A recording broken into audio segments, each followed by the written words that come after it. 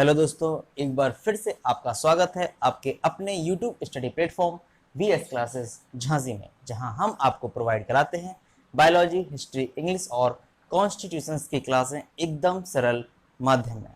अब बात करते हैं अपनी प्रेजेंट क्लासेस पे। तो हम लोग कंटिन्यू कर रहे थे बायोलॉजी से, और बायोलॉजी में हमने कई सारे टॉपिक्स पढ़ लिए थे, आप पुराने वीडियोज में देख सकते हैं। और अभी हम बात कर रहे थे प्लांट सेल की, यानी कि पादप कोश का। हम लोग बात कर रहे थे पादप कोशिका की, और इस प्लांट सेल में हम पढ़ चुके थे कोशिका भित्ति,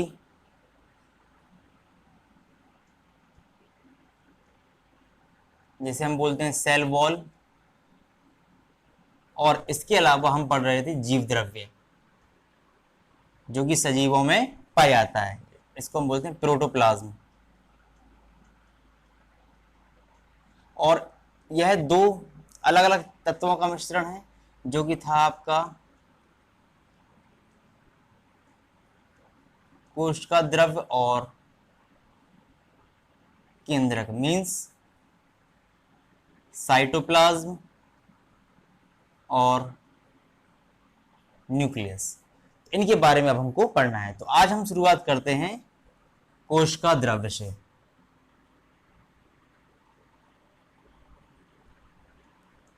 कोशिका द्रव्य, जिसे बोलते हैं साइटोप्लाज्म। अब हमें ये देखना कि साइटोप्लाज्म यानी कि कोशिका द्रव्य होता क्या है। तो आप जैसे कि इस प्रारूपिक कोशिका में देख सकते हैं कि साइटोप्लाज्म यानी कि कोशिका द्रव्य एक प्रकार की संरचना है, जो आपको इसमें ये डॉट रूप में आप देख सकते हैं। ये आपकी पूरी कोशिका में चारों तरफ फैली रहती है, और इसके बीच में ही ये केंद्रक आपका धसा हुआ सा रहता है। माने कि केंद्रक के चारों ओर दिखाई देने वाली ये बिंदीनुमा आकृति जो है आपका कोशिका द्रव्य होती है। और इसकी दूसरी खासियत ये है कि यह कोशिका भित्ति और ये सेल, कोशिका कला जिसे हम बोलते हैं, सेल मेम्ब्रेन जिसे हम बोलते हैं, इससे भी अंदर की ओर ही होती है। यानी कोशिका द्रव्य वह पदार्थ है जो कोशिका में चारों ओर फैला रहता है, केंद्रक के चारों ओर फैला रहता है, और यह कोशिका कला से भीतर की ओर या अंदर की ओर होता है। इसे बोलते हैं हम कोशिका द्रव्य, यानी कि कोशिका का आंतरिक भाग, कोशिका का आंतरिक भाग, जिसे हम द्रव्य पदार्थ भी कह सकते हैं, जो केंद्रक के चारों ओर फैला रहता है, इसे हम कहते हैं कोशिका द्रव्य या साइटोप्लाज्म। केंद्रक के चारों ओर फैला रहता है और कोशिका झिल्ली या सेल मेम्ब्रेन से अंदर की ओर ही होता है, इसके बाहर नहीं जाता है। अब बात करें इसके वर्गीकरण की, तो कोशिका द्रव्य को 3 भागों में बांटा जाता है। कोशिका द्रव्य को इसको जो है कि 3 भागों में हम वर्गीकृत करते हैं कि इसमें इसके जो पदार्थ हैं, इसका जो कोशिका द्रव्य में जो द्रव्य है, वो किस प्रकार से हम इसको डिवाइड करते हैं। तो सबसे पहला होता है आपका हायोप्लाज्म,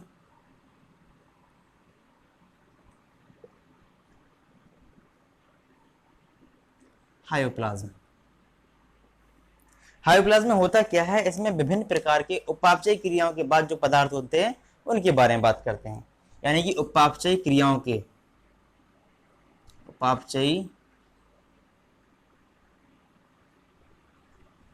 क्रियाओं के, या कहीं कहीं पर आप देख सकते हैं इसके बारे में मिलेगा आपको उपापचयी निष्क्रिय क्रियाओं के द्वारा उत्पन्न पदार्थ, के द्वारा उत्पन्न पदार्थ। इसको भी हम 2 भागों में डिवाइड करते हैं। हायोप्लाज्म को भी हम 2 भागों में डिवाइड करते हैं। पहला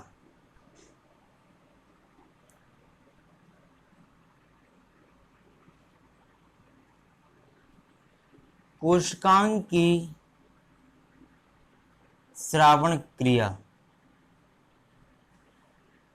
द्वारा निर्मित पदार्थ। तो इन पदार्थों में आते हैं हमारे विकर, जिन्हें हम बोलते हैं एंजाइम्स। मकरंद, जिसे कहते हैं नेक्टर, और रंजक पदार्थ जिसे हम बोलते हैं कलरिंग मटेरियल्स।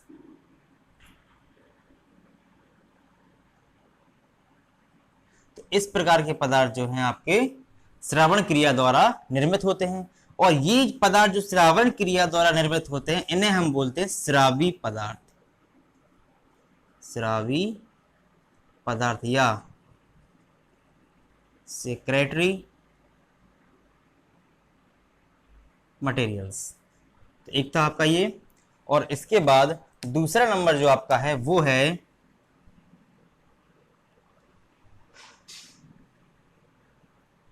प्रकाश संश्लेषण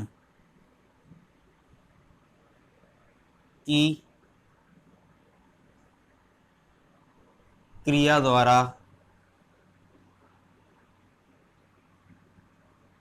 निर्मित पदार्थ। प्रकाश संश्लेषण मीन्स फोटोसिंथेसिस। तो फोटोसिंथेसिस की जब क्रियाएं होती हैं, रिएक्शंस होती हैं, तो उनसे भी कुछ पदार्थों का निर्माण होता है। तो वो पदार्थ जैसे कि कार्बोहाइड्रेट्स,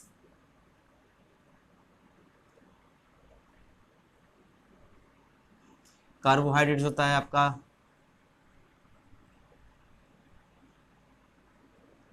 और वसा, फैट और प्रोटीन,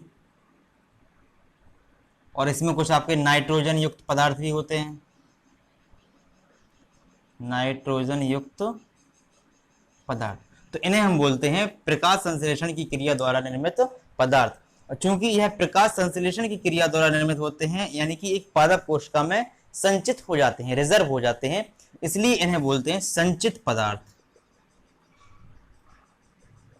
संचित पदार्थ यानी कि रिजर्व मटेरियल्स,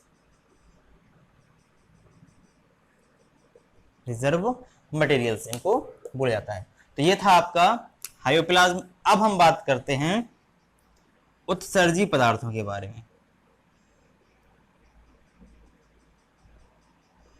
उत्सर्जी पदार्थ जिसे हम बोलते हैं एक्सक्रीटरी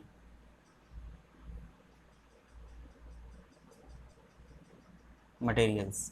उत्सर्जी पदार्थ क्या होते हैं, आपको ये पहले भी कई दफा बता चुके हैं कि जब एक जीव द्रव होता है, सजीव का जो जीव द्रव होता है, उसमें विभिन्न प्रकार की उपापचय क्रियाएं होती रहती हैं, और उन उपापचय क्रियाओं के फलस्वरूप कुछ ना कुछ एक नए पदार्थों का निर्माण हमेशा कंटिन्यू लगातार होता रहता है। तो पादप कोशिका में भी ऐसा ही होता है कि उपापचय क्रियाओं के फलस्वरूप कई प्रकार के पदार्थों का निर्माण होता है।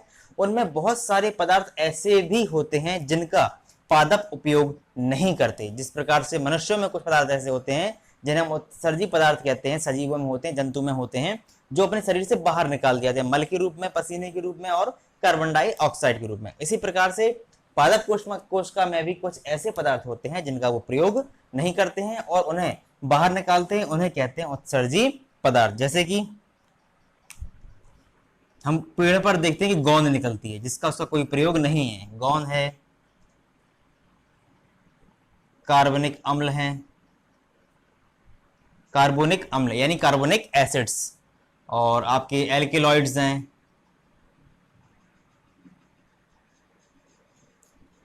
गोंद, कार्बनिक अम्ल, एल्केलॉइड्स, टैनिन और लेटेक्स,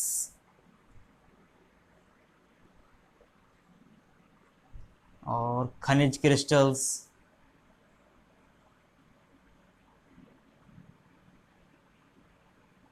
जिसे हम बोलते हैं मिनरल क्रिस्टल्स, और जो है कि आपका सुगंधित तेल जिसका प्रयोग पादप कोशिका नहीं करती है, सुगंधित तेल जिसे हम बोलते हैं एसेंशियल ऑयल ईटीसी। तो ये वो पदार्थ हैं जिनका प्रयोग पादप नहीं करती है और अपने आप से, अपने अंदर से बाहर निकाल देती है, यानी कि एक्सक्रीट करती थी। इसे हम बोलते हैं उत्सर्जी पदार्थ या एक्सक्रेटरी मटेरियल्स, यानी कि ऐसे पदार्थ जिनका प्रयोग पादप कोशिका नहीं करती है। इसके बाद जो तीसरा इसका वर्गीकरण का तीसरा भाग है वो है आपका कोशिकांग। कोशिकांग क्या होते हैं? कोशिकांग का मतलब क्या होता है, पहले हमें ये समझना पड़ेगा। कोशिकांग का मतलब होता है कोशिका के अंग, यानी कोशिका द्रव में पाई जाने वाली जो कोशिका के अंग हैं, हम उसके बारे में बात करते हैं। तो यहाँ देखिए आप, जैसे कि साइटोप्लाज्म है आपका, कोशिका द्रव है जो कि पूरी कोशिका में आपका फैला हुआ है। तो इस पूरी कोशिका के अंतर्गत जो साइटोप्लाज्म फैला हुआ है या कोशिका द्रव फैला हुआ है, उसमें कौन कौन से आपके अंग आते हैं, और प्रत्येक अंग का अपना अलग अलग एक विशेष कार्य होता है, और कोशिका में हर एक अंग अपने अलग अलग जैविक कार्यों को संपादित करता है। तो कोशिकांग इसलिए जरूरी होते हैं क्योंकि उनके लिए एक अलग प्रकार से उनका स्वयं का एक मुख्य कार्य होता है जिसे उन्हें जैविक क्रिया के लिए करना पड़ता है। तो इसमें देखते हैं, जैसे कि यहाँ देखिए माइटोकॉन्ड्रिया है, ये भी कोशिका द्रव्य के आपके अंदर आता है। गोल्जी कॉम्प्लेक्स, गोल्जी का या गोल्जी बॉडी है, ये भी आपके कोशिका द्रव्य के अंदर आती हैं। राइबोसोम्स हैं, ये भी आपके अंतर्गत आते हैं। इसमें लाइसोसोम्स होते हैं, वो भी इसके अंतर्गत आते हैं। माइक्रोसोम्स होते हैं, वो भी इसके अंतर्गत आते हैं। और ये आपका एंडोप्लाज्मिक रेटिकुलम है, यानी जिसे हम अंतर्द्रव्यी जालिका भी कहते हैं, ये भी आपके इसके अंतर्गत आते हैं। ये आपके केंद्रक के भाग हैं जिसे हम इसमें नहीं देखते हैं अभी।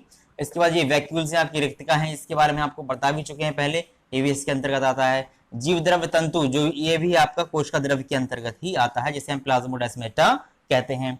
तो इस प्रकार से कोशिका द्रव्य में आने वाले विभिन्न अंगों को हम कोशिकांग कहते हैं। कोशिकांग का मतलब होता है कि जैविक कार्यों के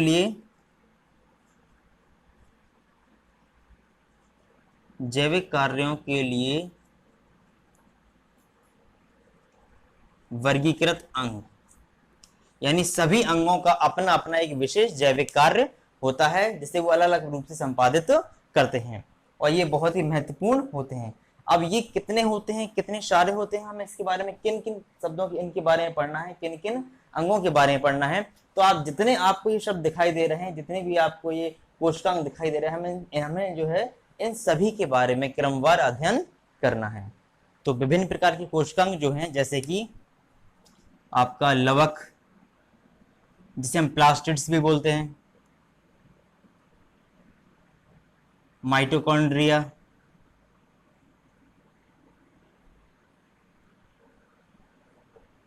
और लाइसोसोम,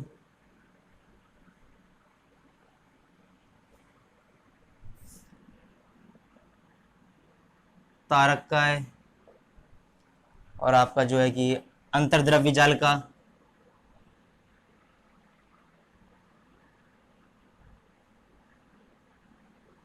कोशिका कला, जिसे हम सेल मेम्ब्रेन भी बोलते हैं। इस प्रकार से ये प्लाज्मोडेस्माटा, जीव द्रव्य तंतु, इन सभी के बारे में हमें जो है कि आगे अध्ययन क्रमशः एक एक करके एक एक हेडिंग का क्रमशः अध्ययन हमको करना है, जिसमें हम लोग प्रारंभ करेंगे इन सबके बाहरी आवरण यानी कि कोशिका कला के साथ अगले नेक्स्ट वीडियो से। तो दोस्तों आज हमने पढ़ा कोशिका द्रव्य के बारे में, साइटोप्लाज्म के बारे में। इसके बाद जो हमारी नेक्स्ट वीडियो आएगी, अपनी जो अगली क्लासेस अपलोड करेंगे, तो वो होगी आपकी कोशिका कला यानी कि सेल मेम्ब्रेन्स के बारे में। चलिए, इसके बाद यदि आपके कोई क्वेश्चंस हैं, कोई डाउट्स हैं, तो आप उन्हें कमेंट बॉक्स में पूछ सकते हैं। इसके अलावा आप प्लीज़ हमारे चैनल को लाइक करें, सब्सक्राइब करें और ज़्यादा से ज़्यादा शेयर करें। Thank you.